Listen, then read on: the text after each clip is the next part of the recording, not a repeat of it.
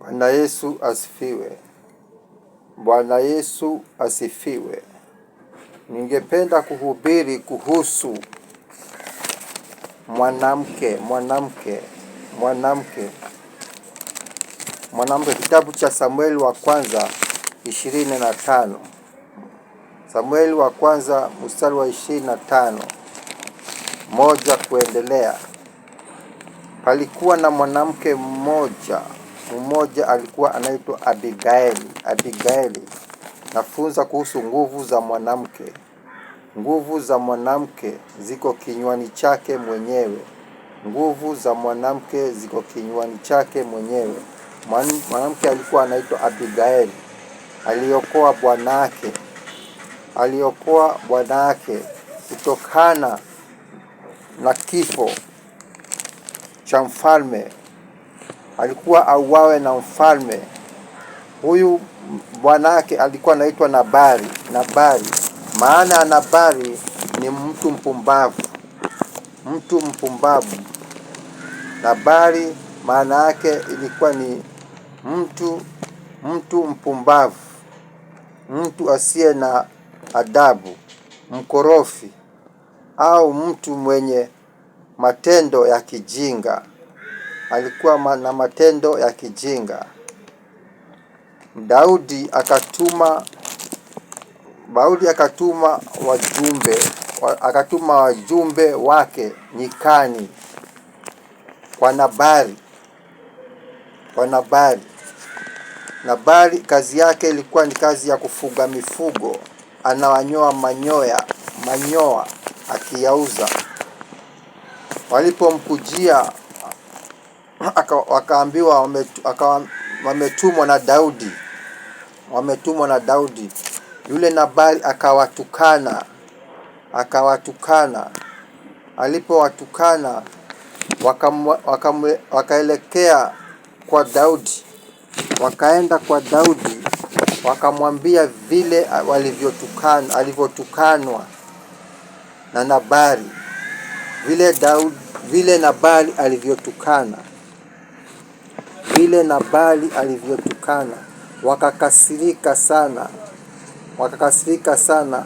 Wakaambiana habari. Daudi naye alipoambiwa habari akakasirika. Akapanga, akachukua ngamia na wajakazi wake wamfuate Nabali ili auawe. Mke wa Nabali akapashwa habari kwamba bwanake amemtukana mfalme. Mwanamke mwenye hekima, mwanamke aliye na akili, akajipanga, akachukua mikate,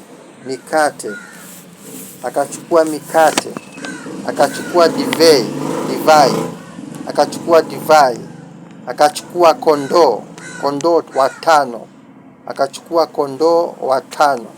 akachukua zabibu vishada 100,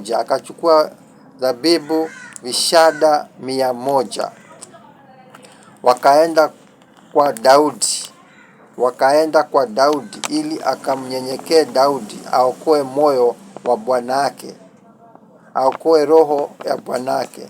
Akakutana na Daudi na watu wake wakija kumumaliza bwanake. Akatoka juu ya punda. Yule mwanamke akatoka juu ya punda, akajiangusha chini kifulifuli. Akamlilia Daudi. Akamwambia Daudi,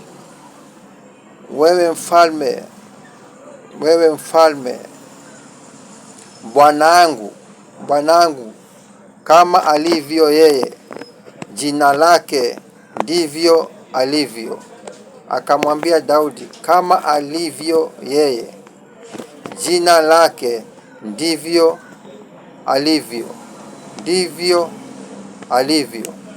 Maana yake nini?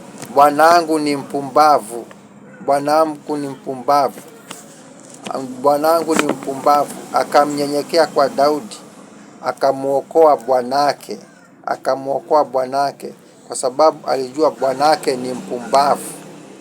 Bwanake ni mpumbavu ambaye anatukana mpaka mfalme, anatukana mpaka mfalme. Hataki kujua, hakutaka kujua, lakini kwa sababu ya hekima ya bibi yake, nguvu za mwanamke ziko kinywani mwake mwenyewe, akatumia nguvu zake za kinywani mwake kumuokoa bwanake, akamuokoa bwanake, na Daudi hakumuua, Daudi hakumumaliza. Na kwa hayo Mungu ambariki. Amen.